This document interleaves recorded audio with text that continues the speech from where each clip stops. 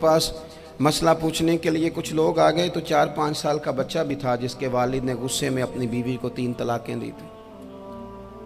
तो छोटा सा बच्चा, कपड़े भी फटे पुराने, और हालत बता रही थी कि गरीबी है।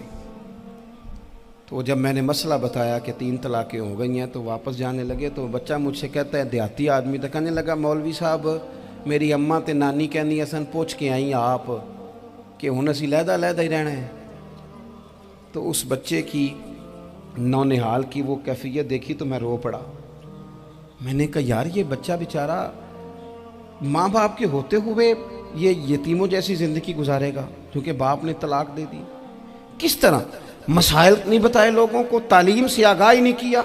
और इसमें बहुत बड़ा जुल्म है उन लोगों का भी जो जनाजे पे खड़े होके तो कह देते हैं, मेरी तरह के लोग, अच्छे उलमा की बात नहीं करता, वो कह देते हैं देखो जिन लोगों को जनाजा नहीं आता, भैया आपने किस दिन इशा के बाद क्लास लगाई थी जनाजा सिखाने की? ये तो आपने कह दिया लोगों को कुरान जी ठीक नहीं आता। तो यहाँ तो बेचारी बीबियाँ जिनको सही पढ़ना नहीं आता वो मिशन बना लेती हैं कि मैंने इतने 100 को कुरान पाक पढ़ाना है, बेवा हो गई हूँ, तलाक याफ्ता हो गई हूँ, सारी ज़िंदगी कुरान पढ़ाऊँगी। हम क्यों ये मिशन नहीं बनाते, क्यों इस तरफ सफ़र नहीं करते? एक तो दीनी मालूमात में, दीनी उलूम में अपने आप को लगाएं और ज़ौक़ पैदा करें कि जो चीज़ें मुझे नहीं आती मैंने वो सीखनी है, जो मामलात मुझे नहीं आते मैंने उनकी तरफ सफ़र करना है। एक तो अपना ये मिजाज बनाएं। और जब आप दीनी उलूम सीखते हैं तो पता है कौन सा मंज़र कायम होता है? मंज़र वो बनता है कि हज़रत अबू हुरैरा भी दीन सीखा करते थे, हज़रत अब्दुल्ला इब्ने उमर भी असहाबे सुफ़ा में रहा करते थे, हज़रत अनस बिन मालिक भी रहा करते थे। और ऐसा मंज़र बनता है कि हज़रत सैयदा खदीजतुल कुबरा रज़ी अल्लाह तआला अन्हा फरमाती हैं, सैयदा फ़ातिमा हुजूर की गोद में बैठी होती थी और नबी पाक से बातें पूछती थी और हुजूर उन्हें बता रहे होते थे। सैयदा आयशा हुजूर से दीन की बातें पूछती। चौथा हिस्सा हमारी फ़िक़्ह के उसूल हज़रत फ़ातिमा की, हज़रत आयशा सिद्दीक़ा की मरवियात पर मबनी है। अगर हमारी बच्चियां छोड़ दें डाइजेस्ट पढ़ना, छोड़ दें इधर उधर की मूवी देखना और वो किताब व सुन्नत पर आ जाएं, तो बहुत सारे मसाइल ऐसे हैं जो उलझने से पहले ही सुलझे हुए हों। दीनी तालीम का मिजाज और ज़ौक़।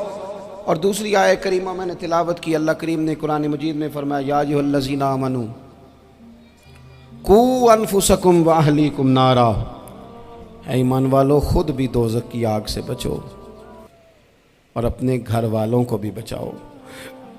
ओ वालिद, वो माँ जो बच्चों को भूख से बचाने के लिए मेहनत करती है, उनको मायूसी से बहुत सारे माँ बाप ऐसे होते हैं जिनके पास कपड़े लेने के पैसे नहीं होते ईद पे। क्यों? अजान शुरू होगी जी, अजान सुने जी। अजीज़ भाई, जिस तरह हम अपने बच्चों को देखें, बहुत सारे माँ बाप के पास गुंजाइश नहीं होती, लेकिन इस नीयत से कि बच्चों के दिल टूट जाएंगे, ईद पे कैसे गुजारा करेंगे, मुश्किल से भी कपड़े ख़रीद के देते। इस तरह हम अपने बच्चों को भूख से, प्यास से, मायूसी से बचाते हैं। इस तरह हमारे रब ने हमारे ज़िम्मे लगाया है कि तुम अपने बच्चों को कोशिश करो दोज़ख की आग से बचाने की। हज़रत उमर फ़ारूक रज़ी अल्लाह तआला अन्हु ने अर्ज़ किया था, या रसूल अल्लाह सल्लल्लाहु तआला अलैहि वसल्लम, इस आया करीमा का माना क्या है? तो महबूब करीम अलैहिस्सलाम ने फरमाया, उमर, जिन चीज़ों का अल्लाह तुम्हें हुक्म देता है तुम अपने घर वालों को उन चीज़ों का हुक्म दो। जिन चीज़ों से रब रसूल तुम्हें मना करते हैं अपने घर वालों को उनसे रोको। अपने घर के अंदर निफाज़े दीन करने की कोशिश करो। मेरे भाई, बहुत ज़्यादा आजमाइश है हमारे घरों में, बेचैनियाँ हैं, इज़्तिराब है, बच्चों में सख्ती है, बहन भाई एक दूसरे के साथ लड़ते हैं, मिजाजों में तलखी आ गई। क्यों भला? इसलिए कि माँ बाप को जो बेहतरीन किरदार और जो हसीन तरीका घर में अपनाना चाहिए था, बच्चे तकरीर बाहर से सुनते हैं लेकिन वो फॉलो अपने माँ बाप को करते हैं। अगर माँ बाप में हौसला हो, सब्र हो, इत्मीनान हो, खुददारी हो, थोड़े पर गुजारा करने का मिजाज हो। देखें ना, आज डिप्रेशन है, टेंशन है, पैनिक्स अटैक्स हैं, बड़ी सारी चीज़ें आ गई हैं। क्यों भला? सब्र नहीं, तहम्मुल नहीं, बुर्दबारी नहीं।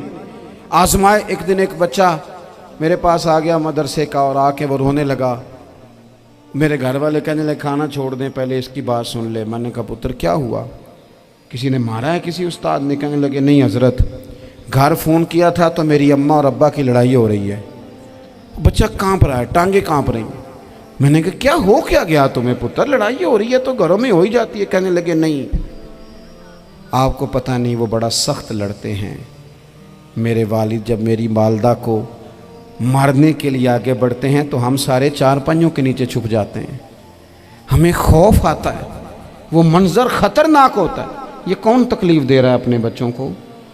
यहाँ बैठे हमारे यहाँ मीलों दूर रहते थे उसके घर वाले, तो वो तकलीफ़ में था, तो घर में क्या कैफियत होगी? अगर हौसला हो, सब्र हो, कनात हो, अल्लाह के दिए हुए थोड़े रिस्क पर हमें राज़ी रहना आता हो, हमारे घरों में सुकून आए, इत्मीनान आए, हम जो ज़िंदगी बड़ी खुशी खुशी गुजार सकते हैं। हमारे मिजाजों का लालच, हमारी तबीयतों की बेराह रवी, हमारी झूठी अना का बुत, उन सारी चीज़ों को ख़त्म कर देता है। अपनी ज़िंदगी के अंदर अगर हम वो किरदार अपने बच्चों को दें, जिस किरदार में मोबाइल भी हो, जिसमें गाड़ी भी हो, जिसमें पैसे भी ला के अब्बा दराज में रखता हो, लेकिन वालिद का घर में मुसल्ला भी मौजूद हो, उसकी कोई तस्वीर भी हो, वो ये भी कहता हो कि खुदा ने अपने फजल से आज 5,000 दिया है तो इसमें 1,000 गरीबों का भी है, इसमें थोड़ा सा मैंने अल्लाह की रिज़ा के लिए भी रखा है। अगर कोई मुश्किल आ जाए तो वो बाप और माँ को सब्र करता हुआ देखते हो। अगर एक बाप बात करे तो दूसरा बर्दाश्त करता हो। खुदारा अपनी औलादों को इस अजियत का शिकार न करो। अपने घरों के अंदर वो खुददारी, वो प्यार, वो वक़ार, वो मोहब्बत, वो अंदाज़। आप थके हुए हैं, कोई शक नहीं, आप बहुत सारे मसाइल का बाहर शिकार होंगे, कोई शक नहीं, लेकिन आप बाहर से थक के आए हैं। और अगर आप बाहर अपनी फैक्ट्री के मालिक हैं और दफ्तर के बड़े हैं तो घर में भी तो आप बड़े हैं ना। आपकी माँ भी तो इंतज़ार कर रही है, उसने भी तो दुखड़ा सुनाना है ना आपको। आप ये देखिए कि आपके बच्चे भी तो इंतज़ार कर रहे हैं, वो चाहते हैं कि अब्बा आके बैठे तो हम उनके सीने पे चढ़ के थोड़ा खेलें। आपकी अहलिया मुंतज़िर हैं। कुछ बातें बीवी किसी और से नहीं कह सकती, सिर्फ अपने शौहर से कहती है, लेकिन वो तो आते ही जलाल में आ गए साहब। वो कहने लगे तू बड़ी नालायक है, मैं थका मांदा आया हूं और तूने मुझे कहानी सुना दी है। वो उस खातून से शिद्दत के साथ पेश आने लगे। मेरे रसूल पाक की हयात नूर को देखो, हज़रत उम्मे ऐमन हुज़ूर की रज़ाई वालदा हैं, उनकी भी खिदमत हो रही है। हज़रत हलीमा सादी आ रही हैं तो खिदमत हो रही है। हज़रत अब्बास हुज़ूर के चचा हैं तो करीम फरमाते हैं मेरे चचा हैं बाप की जगह पे। हुज़ूर दोस्त अहबाब सहाबा ग़ुलामों सब के साथ प्यार कर रहे हैं। 9 अज़वाज मुतहरात हैं घर के अंदर। और कैफियत ये है कि हुज़ूर सिर्फ उनकी ज़रूरतों का ही ख्याल नहीं करते, ख्वाहिशात का ही ख्याल नहीं करते, बल्कि मेरे करीम का तरीका ये है कि कोई बंदा आज बोल क्या रहा है, वो कहाँ खड़ा है, आज उसके जुमले किस तरह के हैं, उसका लहजा किस तरह का हो गया है और उसे ठीक कैसे करना है। महबूब इसका ख्याल फरमाते, तवज्जो करते। मैं कहता हूँ कि हम सबको शौक़ आया है आराम करने का। मैं सुबह 11 बजे से पहले अपने घर से निकल आया था और ये वक्त आ गया है और रात को खुदा जाने किस वक़्त घर पहुँचना है। कई दफ़ा कैफियत ये होती है कि गाड़ी से उतरते हैं तो फिर दिल करता है कि कोई उठा के चलाए ना कभी। इसके बावजूद बहुत सारे लोग नाराज़ रहते हैं कि हमसे मिल के नहीं गए, फ़ोटो नहीं खिंचवा के गए, फलानी जगह चाय नहीं पी के गए। ये तसलसल है। लेकिन मैं जितना मर्ज़ी थका मांदा घर जाऊँगा ना, कभी ऐसा नहीं हुआ कि मैं घर जाऊँ तो बड़ी टेंशन में जाऊँ। मेरी घर वाली एक दिन मुझसे कहने लगी आपने कभी नहीं कहा कि मैं थका हुआ आया। बंदा थक भी तो जाता ही है ना, कभी कहाँ करे ना। मैंने उसे कहा पता क्यों नहीं कहता, इसलिए नहीं कहता कि मैं नहीं चाहता कि मेरे बच्चे ये कहें कि हमने दीन नहीं पढ़ना, हमारा बाप तो बड़ी मुश्किल में है। हम अपने काम के बारे में अपने घर में शिकवे करते हैं। आप किसी बच्चे से पूछ लें कौन सा काम करना है, कहता जो अब्बा जी कर दे रहे वो नहीं करना। क्यों? कि अब्बा जी हर रोज़ तो कहते हैं मैं बड़ा उलझ गया हूँ, ये काम बड़ा मुश्किल है। मैं चाहता हूँ कि मैं अपने बच्चों को ये बताऊँ कि पुत्र मैं तो जिधर जाता हूँ फूल ही फूल हैं। मैं तो जिधर से गुज़रता हूँ मोहब्बत ही मोहब्बत है, मैं तो जिधर से देखता हूँ दुआएं ही मिलती हैं, ताकि उनका शौक़ पैदा हो। मेरे अजीज़, आप थोड़ा सा दिल बड़ा करें। अगर आप एक की वजह से पूरा घर सुकून में आ जाता है तो आप दिल बड़ा क्यों नहीं करते? जगह ढूंढते हैं बस मुझे कोई तंग ना करे, कोई मेरी बाप माँ बदौलत को कोई परेशान ना करे। बुखारी शरीफ सुनिए, हज़रत आयशा सिद्दीक़ा रज़ी अल्लाह ताला अन्हा बैठी हैं। हुजूर फरमाने लगे, आयशा आज एक बात ना बताऊं तुम्हें? या रसूलल्लाह बताइए।